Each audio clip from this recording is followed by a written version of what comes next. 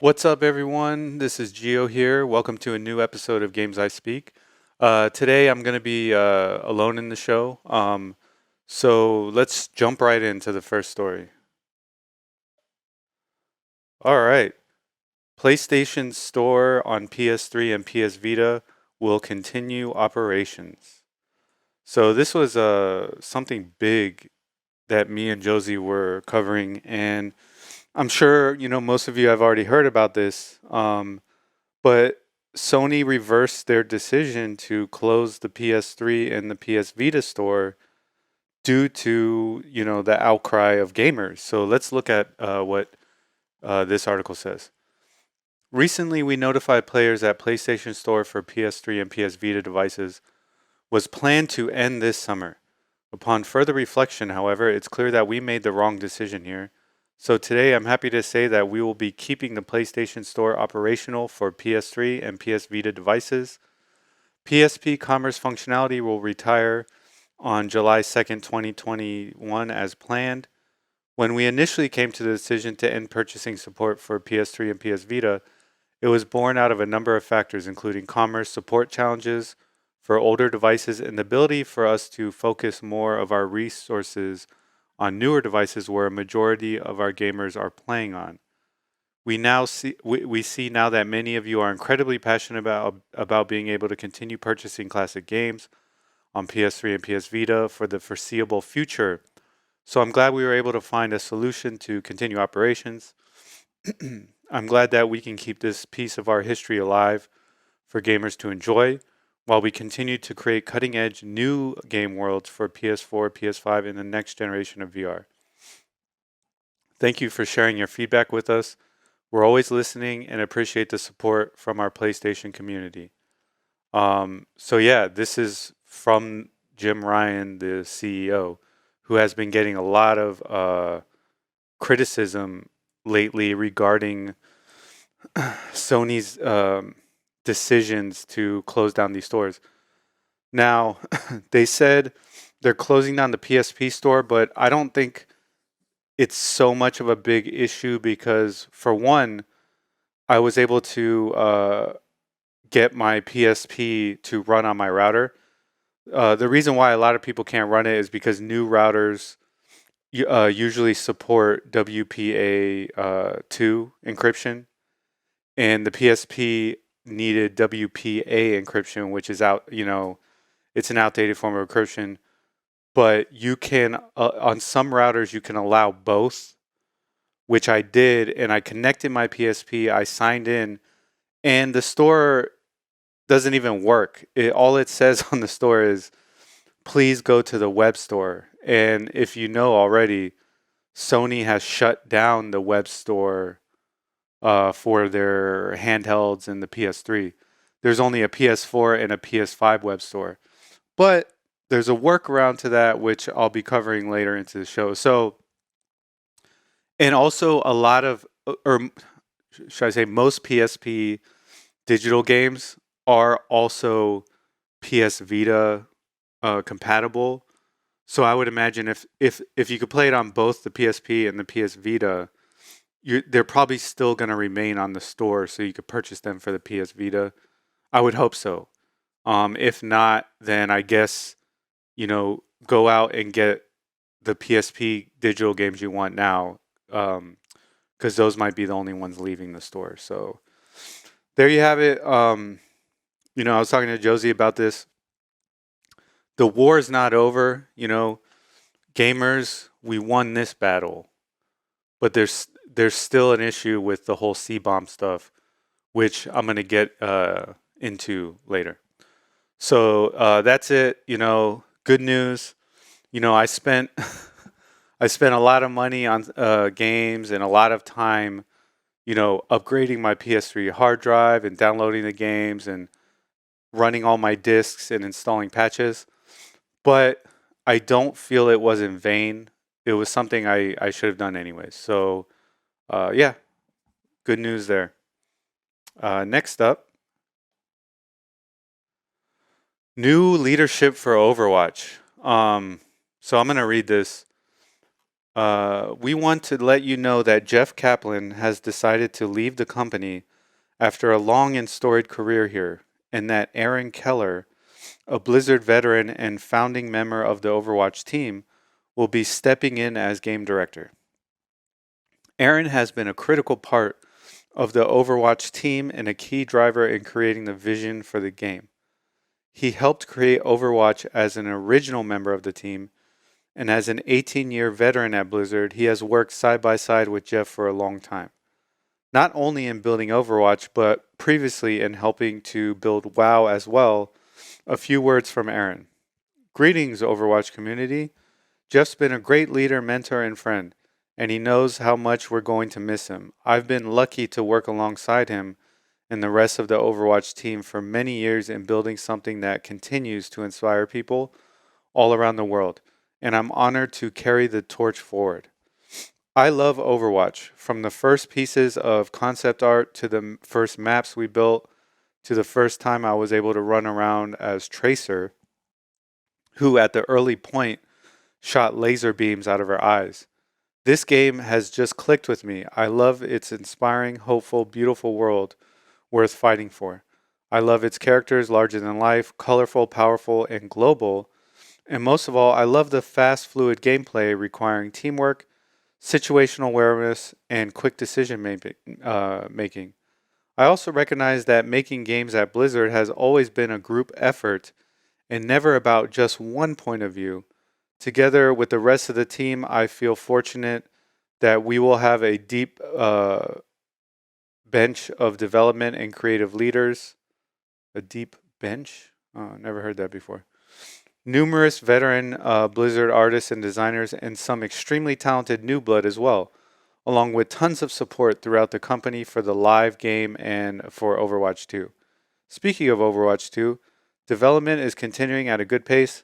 We have an exceptional vision we're executing on. The reaction from many of you to the updates we shared at BlizzConline thrilled us, and we have exciting reveals planned for this year and beyond as we ramp to launch. We'll be sharing more frequent updates about Overwatch 2's progress and new features in the live game with all of you very soon. While I have no pretenses about filling Jeff's shoes, I'm excited to step into the game director role and continue to be part of a team that's putting all of its heart, talent, and focus into the next iteration of Overwatch. And I'm honored to continue serving this incredible community. All right. And then here they kind of give kudos to Jeff. So I don't know why he left. You know, if I were to say anything, it would be like pure speculation. Like, I don't know if he just felt his time there was done and he wanted to do something else with his life, or if he was having trouble there. But, it would just be speculation to say. The only speculation I have is that is this good for Overwatch 2, or could it be bad for Overwatch 2? I don't know. I don't know about this new leader they're putting in the position, Aaron. I know Jeff Kaplan was like, the Overwatch players, they liked him a lot. He was kind of a funny guy. Like, if you remember the Christmas stream they had a few years ago where he was sitting in front of a fireplace and they just looped it for, it was they looped it for like, I think it was like a day or something. But, he became like a big meme online and in the gaming community. And, people were happy with Overwatch 1. They liked the outcome of Overwatch 1. It was a big game, very successful. I played a lot. I loved it. So, yeah, I don't know if this is going to be good or bad. I guess we just have to wait and see. Now, from what I've seen for Overwatch 2, that was the videos that were released during BlizzConline. I liked what I saw. So I feel like, if he was working so close with Jeff all these years, he probably has a good understanding of Jeff's mentality. and they probably both rubbed off on each other in all that time, so they probably have similar ideas. Who knows? But we just have to wait and see. And so far, I'm pretty confident that the game is going to turn out good. All right, next up. Konami has trademarked Castlevania and Metal Gear Rising in Japan. Well, it's Akumaju Dracula, technically. All right. It's fair to say that Konami isn't the force it once was in the world of video games. Not so long ago, it was competing with the likes of Capcom, Sega, and Nintendo at the top of the market. But these days, it's more content. It's more content, pushing out moderately successful titles like Super Bomberman R and less profitable reboots like Contra Rogue Corps. However, the news that the company has applied for fresh trademarks for Castlevania, where he says Akumaju Dracula, which I guess is the Japanese name of it, which is one of the Japanese name for the series, and Metal Gear Rising has predictably got tongues wagging. Trademarks are renewed all of the time, so this doesn't necessarily mean that we're getting new video games, although the recent Metal Gear related tweets will have gotten fans joining the dots regardless. Okay. So, then they go on to talk about, the Castlevania series and the Metal Gear series and how some of the more recent games weren't weren't as good as their predecessors. So, one can only hope that these fresh trademarks mean that they're going to work on some new titles. Me and Josie talked about this. We're waiting to see if Konami shows up at E3 and if they announce anything because, Konami, they don't get the bulk of their revenue from video games. They get it from, I believe, like pachinko and other types of gambling. So, they don't have, like, monetarily, they don't put much effort into video games these days. So, I'd like to see this go somewhere. But, maybe at E3, if they're there, they'll announce some new Castlevania and Metal Gear games. One can only hope. So let's wait and see for that. All right, next up.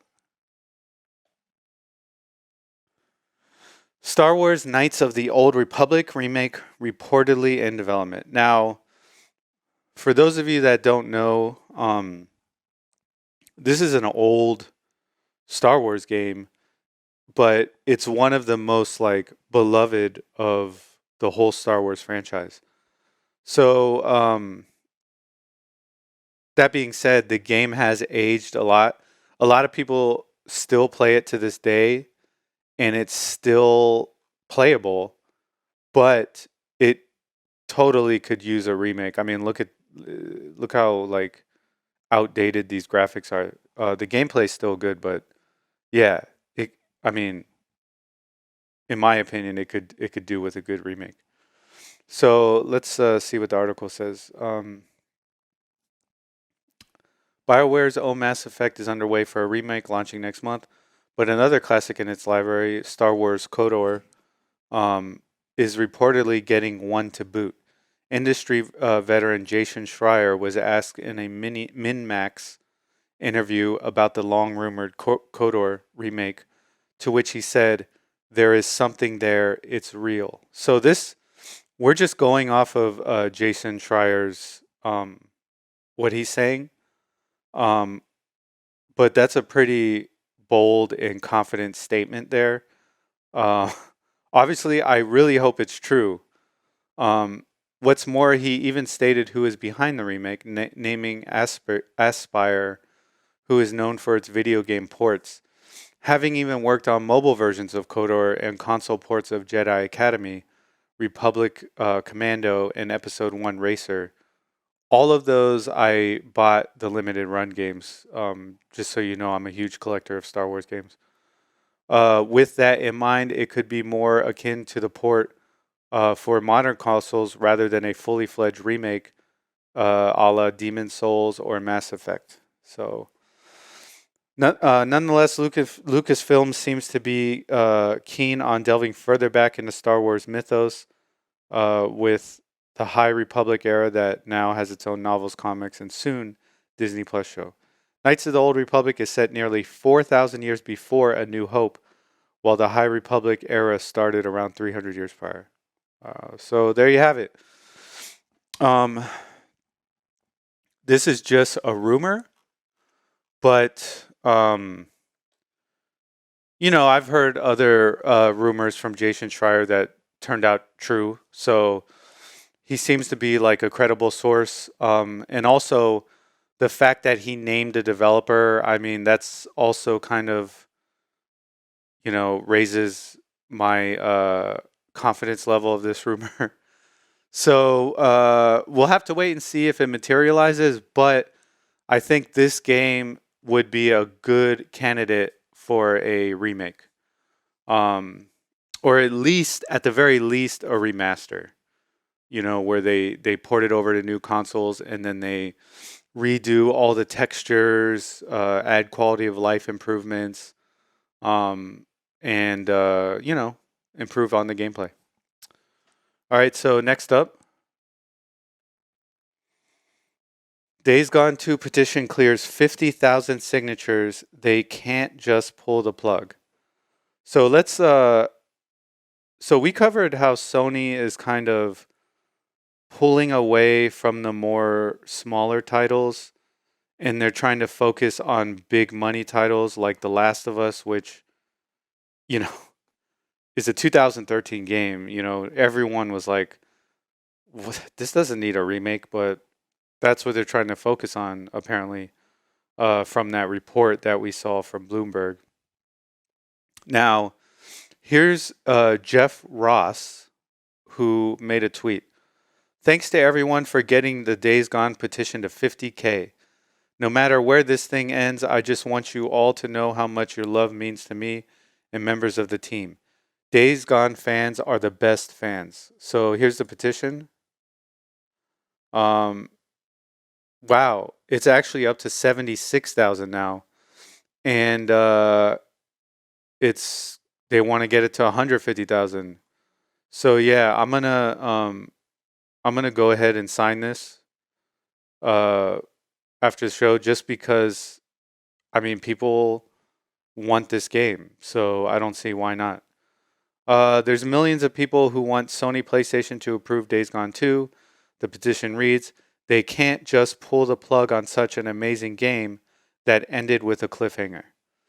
Although the petition is unlikely to influence the Sony plans for Bend, the Days Gone original director, Jeff Ross, thanked fans for their support on Monday and said the petition meant a lot to the team behind the game. Now, for those of you that don't know, the whole scandal was that they put Bend to work on a different game. I believe it was Uncharted, maybe. And then both Ross and Days Gone creative director Jeff Garvin left Sony because they felt that their studio's talent wasn't being utilized properly, and that they were just being used as backup workers on a project that wasn't their project. So it's kind of demoralizing to the team. Sony's been doing this with some of their smaller studios. Instead of just allowing them to work on their creative visions, they're just kind of using them to support other people's creative visions on blockbuster titles like, Uncharted and The Last of Us. So that being said, there's still some cool titles like Returnal, which is not like a big blockbuster game, but looks very kind of quirky and very unique. I pre-ordered that, so I'm looking forward to that. So yeah, there you have it. Fans want Days Gone 2, and Sony. Look, we influenced Sony with the shutting down of the PS Vita and the PS3 store. Although a skeptical part of me believes that we dumped so much money into buying digital games, they were just like, "Whoa, this suddenly became economically viable again. Let's keep it open." But for Days Gone 2, I think there's enough petition, 70 something thousand. Um, sure, that doesn't guarantee like a successful launch, but I think enough people would buy the game sequel to justify making the game. And it wasn't a bad game. I didn't play it through, but I saw a lot of people streaming it. I mean, it looked very interesting. I have it. I got it. I believe they were giving it away free on the PSN. So yeah, I'll have to check out the original sometime. All right. Next up, we have the Dice Awards. So for those of you that don't know, I kind of did a episode where I was kind of like bashing the video game awards because they were so ludicrous. It was basically the Last of Us 2 awards. That's what it was. And I didn't think The Last of Us 2 was that groundbreaking of a game compared to Hades or Ghost of Tsushima. And so the Dice Awards, this is they've been doing video games awards since the 80s or the late 90s, I believe. And so their Academy of Interactive Arts and Sciences. So let's take a look. So obviously their winner was Hades, which I was saying Ghost of Tsushima could win, Hades could win. For me, it was Final Fantasy VII Remake, just because I love that game so much. But in my eyes, those two games were deserving as well. But I did not feel The Last of Us 2 was deserving for Games of the Year. Not even close. So let's take a look at that. So Game of the Year, Hades. Obviously, this was developed by Supergiant Games. Very good developer. Outstanding achievement in game direction, Hades. Outstanding achievement in game design, Hades. I think these are all well deserved. The game is so unique and so well done, so beautiful. The gameplay is nice. I think I feel like they toned it down from when I originally played the early access version, which to me was brutal, but people were telling me the full game wasn't as brutal. Legends of Runeterra, mobile game of the year. Haven't played that. Outstanding achievement for an independent game, Hades, obviously. Immersive reality game of the year, Half-Life Alex. I have this game. I have not played it fully yet. I need to just suck it up and play it one day. Immersive reality technical achievement, Half-Life Alex. Online game of the year, Fall Guys Ultimate Knockout. I think you can make that argument. It was a very big hit, and it was a very competitive multiplayer game. Even though to me it struck as more of a party game, but I saw an article where they did a study where they measured heart rates of people playing games, and Fall Guys was like the most stressful game they measured. Strategy simulation game of the year, Microsoft Flight Simulator. I could see this. The game is a technical marvel, so it makes sense. Sports game of the year, Tony Hawk's Pro Skater 1 and 2. That just shows the state of sports games right now. They're just uninspiring, regurgitated games every year that games from back in the day end up being game of the year. Final Fantasy VII Remake. This was role-playing game of the year. I fully support this. To me, it was game of the year, but it was my game of the year, but definitely role-playing game of the year. Racing game of the year, Mario Kart Live. Never didn't play it. I don't really have room for it, so that's why I didn't get it. But it's definitely something I would have got if I was a kid. Fighting game of the year, Mortal Kombat 11 Ultimate. I could see this. Its competition are kind of aging, like Tekken. Well, Tekken 2 or Tekken 7 is old now, and so is Street Fighter 6. So I guess this was the most recent version of Mortal Kombat that came out that I obviously look, I can't play the game. It kills my eyes. There's something to like the frame rate and the lighting of the game that really hurts my eyes. Like it gave me a massive headache one day and I can't play it, but I think it deserves more respect. Family game of the year, Animal Crossing New Horizons. I could totally see this. Adventure game of the year, Ghost of Tsushima. Definitely. Although you could say it could be action game of the year as well. Action game of the year, Hades. I would honestly give this to. Well, this is more of an action RPG, but I guess you can loosely call it an adventure game as well.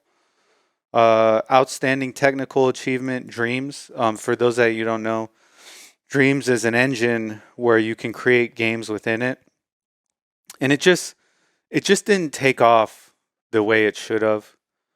Um, I didn't play it, but I saw people recreating all kinds of games within it, so it is kind of a technical achievement. Um, Outstanding achievement in story, The Last of Us Part Two. Okay, I can give The Last of Us Two a recognition in story. It is a very story-driven game.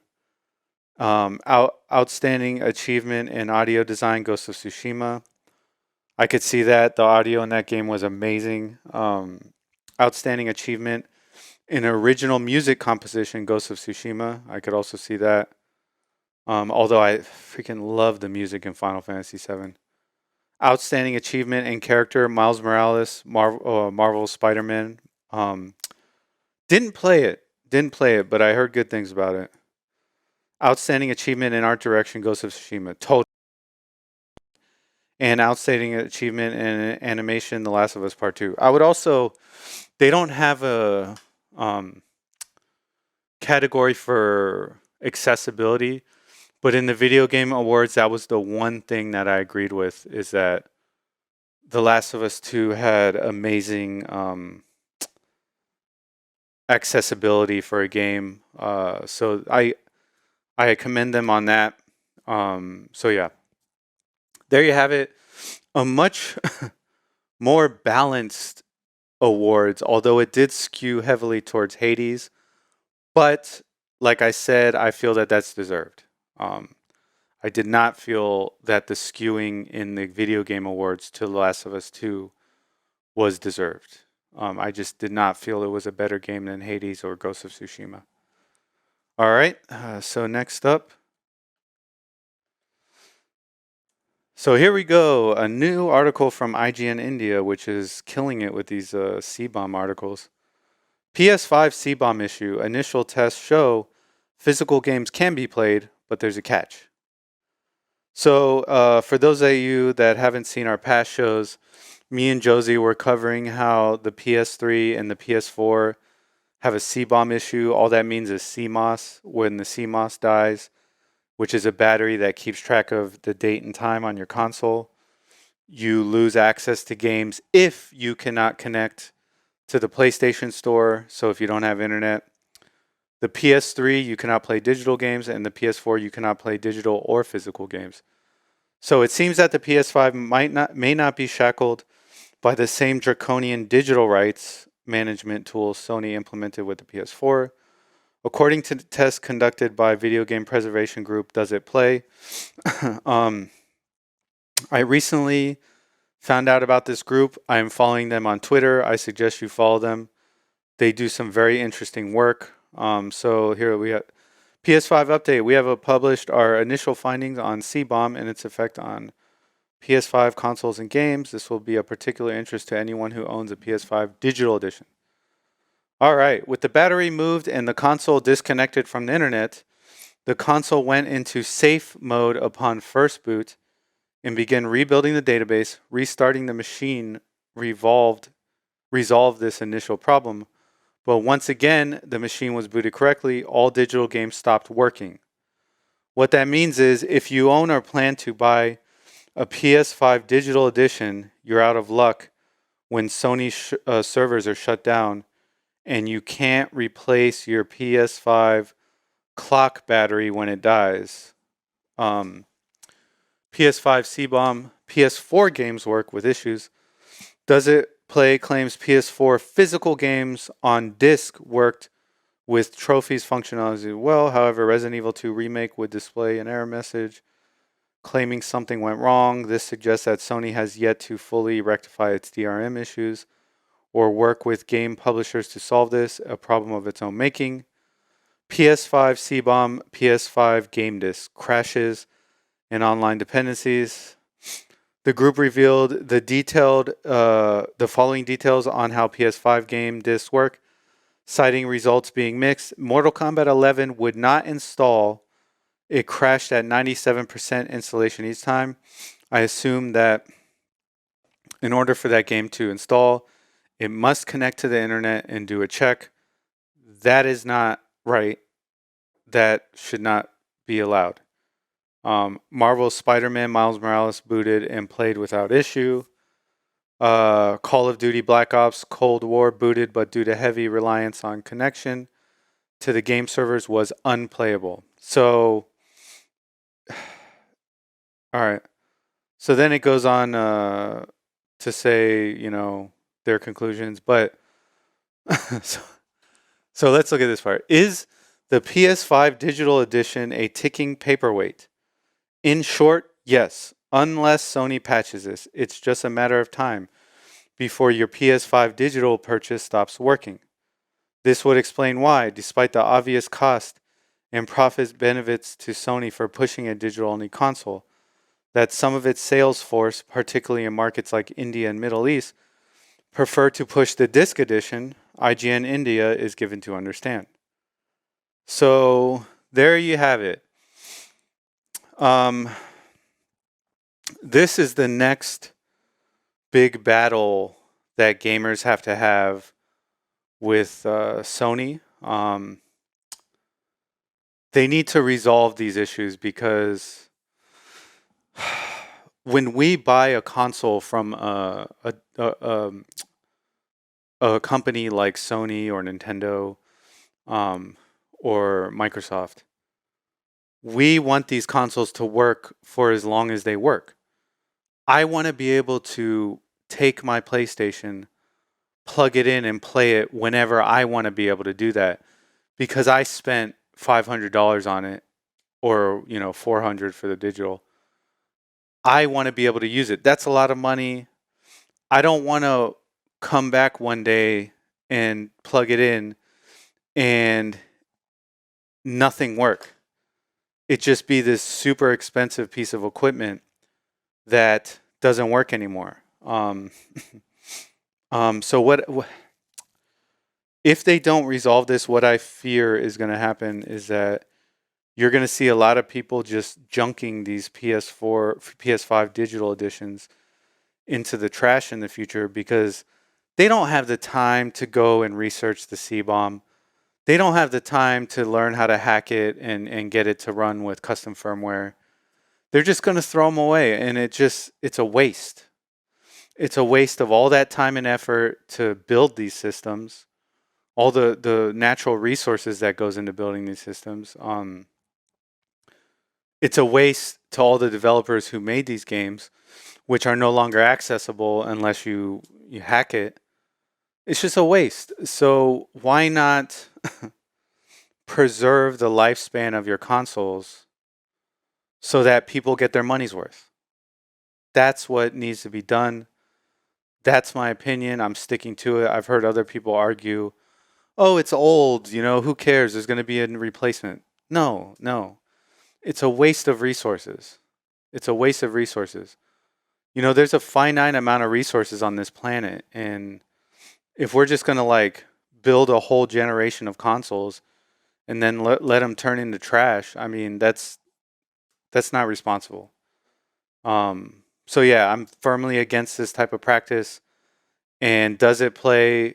You know, I commend them for doing the research to figure out what's really going on. And I hope to do like I hoped they find out the Xbox because I want to do a like a piece on that so you all know where it stands on that because someone in the comments on one of our videos brought up a good point. If Sony's going to play like this, why not just buy a PlayStation for Sony exclusives and then have an Xbox for all the other um, cross-platform games? That way, you get to keep playing those games since Sony does backwards compatibility, and you don't have to worry about losing access to them. I thought that was a genius comment. I forget the guy's name, so thanks for that comment. You're 100% correct, and that's where I'm leaning to right now. All right, next up. Discord reportedly dismisses Microsoft deal. So let's look at this. The company was rumored to be in talks to sell to Microsoft for $10 billion. That is incredible. Discord is ending talks to sell itself to Microsoft or other companies, the Wall Street Journal reports. The popular online chat app was reportedly in talks to sell to Microsoft in March for a price that valued Discord at $10 billion. Discord was reportedly in talks with at least 3 other companies beside Microsoft. Other past potential suitors included both Amazon and Epic Games, according to Bloomberg. But even with big name options, Discord has reportedly decided to stay independent and consider a potential public listing to build on its success. Discord has around 140 million monthly users and earned about 130 million in revenue in 2020, but still isn't profitable. So there you have it. They're banking on the success of an IPO, which, look, I don't think they're going to get nearly as much money as if they just sold to Microsoft for $10 billion. But I don't know Jack about what a chat application is worth. You've seen like companies like Snapchat fail to build that huge revenue. So I don't know. They might be more profitable to go public, but then they're going to be a public company, and their biggest investors might decide we don't want this to be a gaming chat app anymore. We want it to be a general chatting app, and then the gaming community might leave, and then they might lose like 100, 10 million, 20 million users. I don't know. But I did not like that Microsoft was trying to buy them out because then it's guaranteed it would have gone that route. So who knows? Maybe they can still keep it as a gamer-friendly platform and go public, but they obviously have a vision for Discord, and it did not involve Microsoft. So I feel like this is good news, and I'll continue to use Discord, although I don't like some of their censoring AI policies, but it is what it is. They offer a good free service to gamers, and I'm kind of glad they're not being bought out. So next up, the old PlayStation Store design is still accessible with a Firefox plugin. So this is pretty cool.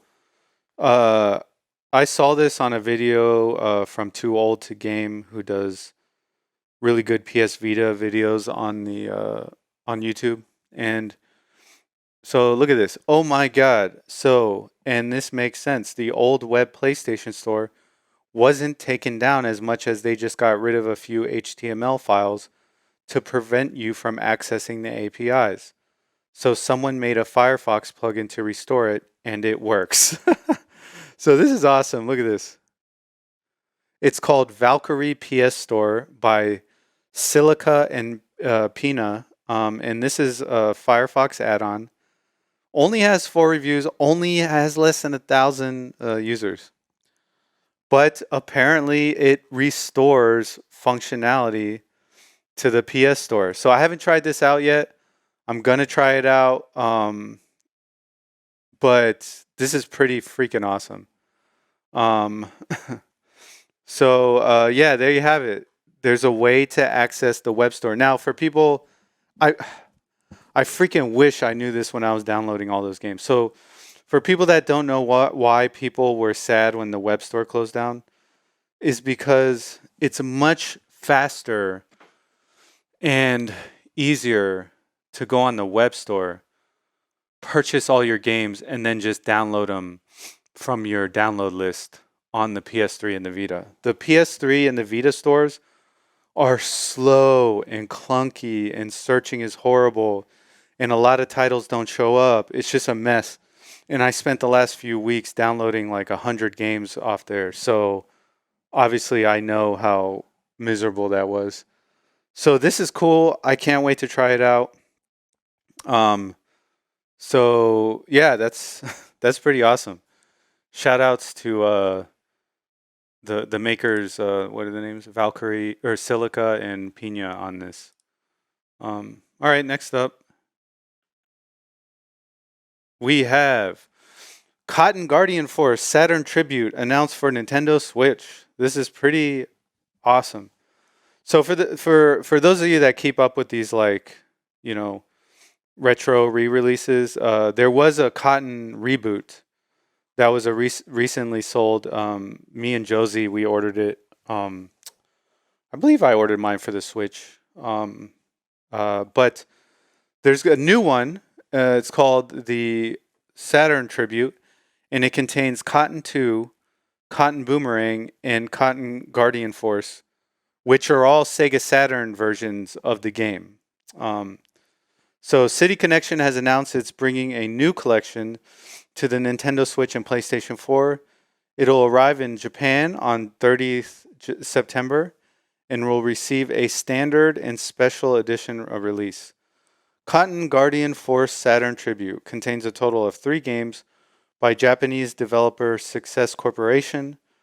There's the 1997 title Cotton 2 and the 1998 release Cotton Boomerang and Guardian Force. These versions are based on the Sega Saturn builds of each game, hence the name of the collection. Each game will include quality of life features such as rapid fire shooting, as standard, the ability to rewind sequences, quick save and load, and even online leaderboard support. In related news, last year's Cotton Reboot will be adding... Okay, so this is something else. So there you have it. They're releasing a new Cotton collection in Japan. I'm going to be trying to get my hands on this collection. The article says it's only releasing in Japan. So I hope there's a physical edition, and I'll probably be looking out for that on Play Asia. So there you have it. That was it for this week. If you stuck this long, I commend you. Please like and subscribe and comment if you like these videos. That will go a long way to keeping this channel running. And yeah, thanks everyone, and I hope you have a great week and keep on gaming. Hey everyone, thanks for listening to this episode of Games I Speak. If you liked the episode, please like and subscribe, and we'll see you all next time.